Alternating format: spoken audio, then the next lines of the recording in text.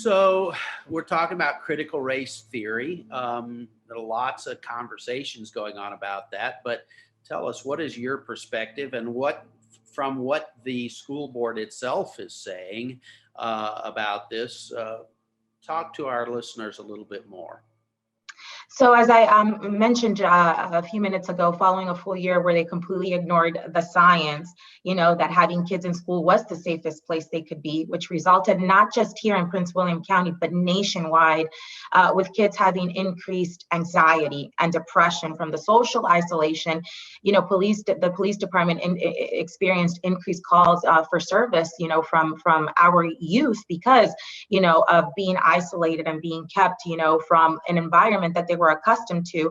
We also saw a spike in parents, having to shift and alter their way of life, because now that meant that, most parents couldn't get back to work because they had to stay home and try to figure things out, with their children.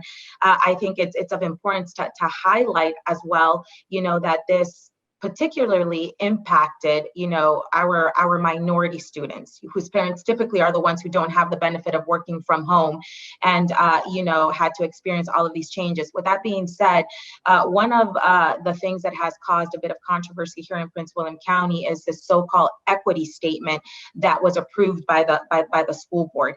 This so-called equity statement talks about assuring that all county staff members were eradicated of the implicit biases they're not even aware of that contributes to systemic racism.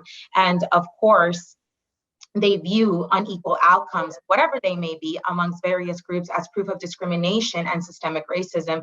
And, I'm sitting here, Melvin, thinking that, these very people that are pushing this, they are the system. And you just kept our kids locked up at home for over a year, contrary to the science we had, available to us, and the science that they so very much love to cite all the time, which made any disparities in outcomes we had beforehand exponentially worse.